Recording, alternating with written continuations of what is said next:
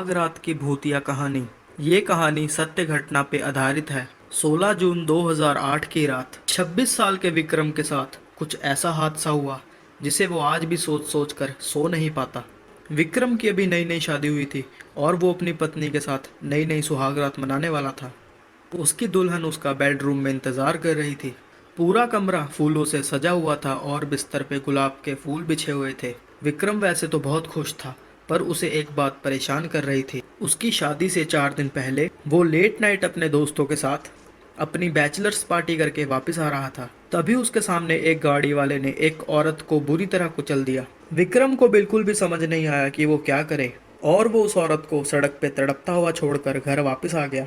तब से विक्रम के सामने उसी औरत का चेहरा सामने आ रहा था और वो उसको ऐसे रास्ते पे छोड़ने के लिए खुद को कोसता रहता था।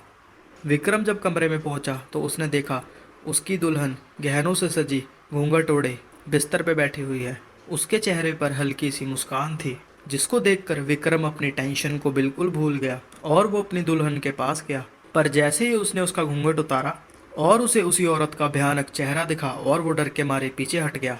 उसने देखा वहां पे उसकी खूबसूरत बीवी ही थी, जो उसके ऐसे रिएक्शन को देखकर काफी चिंतित हो गई। विक्रम ने उसे सॉरी बोला। इतना कहकर विक्रम लाइट बंद करके लेट गया और उसकी बीवी भी सो गई। देर रात रूम के अंधेरे में खिड़की से आती हुई एक रोशनी सीधा विक्रम के मुंह पे पड़ रही थी, जिसकी वजह से उसकी नींद खुल गई। जब उसने आंखें खोल के देखा तो उसके रूम में एक काली परछाई थी जो धीरे धीरे उसकी तरफ आ रही थी।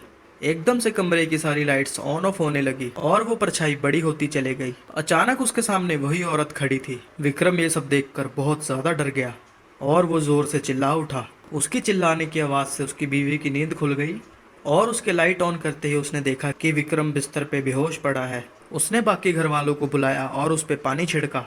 जब विक्रम को होश आया तो उसने 4 दिन पहले हुई घटना के बारे में सबको बताया। तब किसी जान पहचान वाले ने बताया कि उसकी पड़ोस में भी एक औरत की 4 दिन पहले एक्सीडेंट से मौत हुई थी।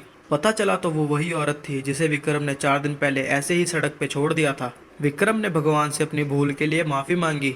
विक्रम को आज तक नहीं पता चला कि उस औरत की आत्मा सच में वहां पे आई थी या वो सब उसके दिमाग का वहम था। पर उस रात के बाद से विक्रम को वो औरत कभी नहीं दिखी।